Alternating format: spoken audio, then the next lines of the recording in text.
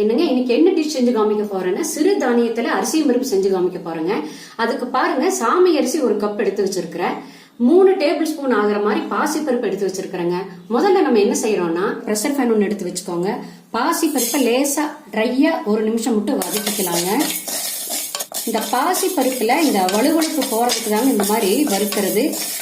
பாருங்க இந்த சாமை அரிசி கூட ஏன் நான் பாசி பருப்பு இன்னைக்கு சேர்த்துனேன்னா சாமை அரிசி வந்து சீக்கிரம் வெந்துருங்க. இந்த பாசி பருப்பும் அப்படித்தான் சீக்கிரமா வெந்துருங்க. அதனால நான் இன்னைக்கு பாசி பருப்பு சேர்த்து செய்யறேன்.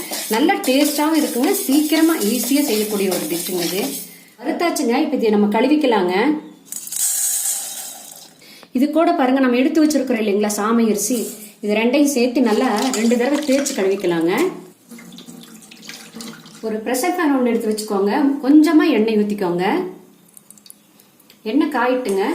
எண்ணெய் காஞ்சோடனே கொஞ்சமா கடுகு சேர்த்துக்கோங்க. கடலை பருப்பு உளுந்து பருப்புங்க.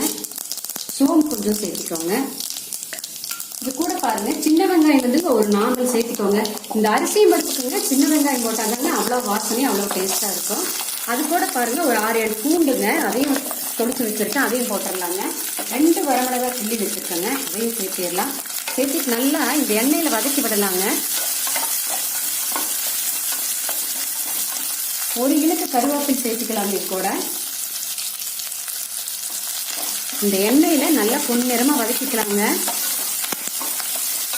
பாருங்க வெங்காயம் முக்கால் வதங்கின வரைக்கும் என்ன செய்யறீங்கன்னா மீடியமா ஒரு தக்காளி கட் பண்ணி வச்சிருக்கிறேங்க. அந்த தக்காளி இதோட சேர்த்து வதக்கிடலாங்க.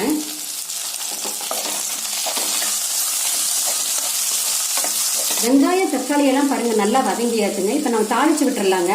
நம்ம சாமை அரிசி எடுத்தோம் இல்லைங்களா, அந்த கப்புலயே பாருங்க 2.5 கப்பு தண்ணி ஊற்றணுங்க. இந்த அரிசி முறுக்கு சாதத்துக்கு வந்துங்க தண்ணியுடைய அளவு முக்கியங்க. பாருங்க 2.5 கப்பு ஊற்றி இருக்கிறேன். அடுத்தது நம்ம என்ன செய்யறோம்னா பாருங்க கொஞ்சமா சாம்பார் தூளுங்க. நம்ம வரமிளகாய் போட்டிருக்கிறோம் காரத்துக்கு. கொஞ்சமா சாம்பார் தூள், கொஞ்சமா மஞ்சத்தூளுங்க. இந்த டிஷ்ஷுக்கு தேவையான உப்புங்க, கல்லுப்பு சேர்த்துக்கலாங்க. நல்லா கலக்கி விடுங்க. தண்ணி கொதிக்கிட்டுங்க. பாருங்க தண்ணி நல்லா கொதிக்க ஆரம்பிச்சிருச்சு. இப்ப நம்ம கழுவி வச்சிருக்கிறோம் இல்லைங்களா சாமை அரிசியும் பாசி பருப்பும் இதோட சேர்த்துக்கலாங்க. தண்ணி இல்லாம எடுத்து போடுங்க. நல்லா கலக்கி விட்டுருங்க. கலக்கி விட்டு மூடி போட்டு மூடி கரெக்டா 3 விசில் விடுங்க.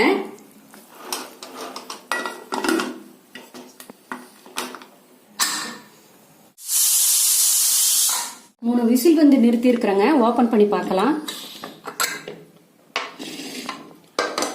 சாமை அரிசியும் பருப்பு பாருங்க சூப்பரா வந்திருக்கு பாருங்க. குழையவே இல்லை பாருங்க. இது வந்துங்க இந்த அரிசியும் பருப்புக்கு தண்ணி அளவு முக்கியங்க. வெங்காயம் பூண்டெல்லாம் பாருங்க அப்படியே இருக்கு, வாசனையா இருக்குங்க. பாசி பருப்பும் வெந்திருக்குது பாருங்க. அடியெல்லாம் ஒண்ணுமே பிடிக்கல பாருங்க. பாருங்க இந்த அரிசியும் பருப்புக்கு வந்துங்க தொட்டுக்கறக்கு வீட்டுல போட்ட நார்த்தங்காய் ஊறுகாங்க, தயிருங்க, இது செஞ்சு சாப்பிட்டு பாருங்க அவ்வளவு டேஸ்டா இருக்குங்க. மாமூல அரிசியிலேயே செய்யாம இந்த மாதிரி சிறு தானியத்துல ஒரு நாள் நீங்க செஞ்சு பாருங்க. செஞ்சு பார்த்துட்டு உங்களுடைய கமெண்ட்ஸ் சொல்லுங்க.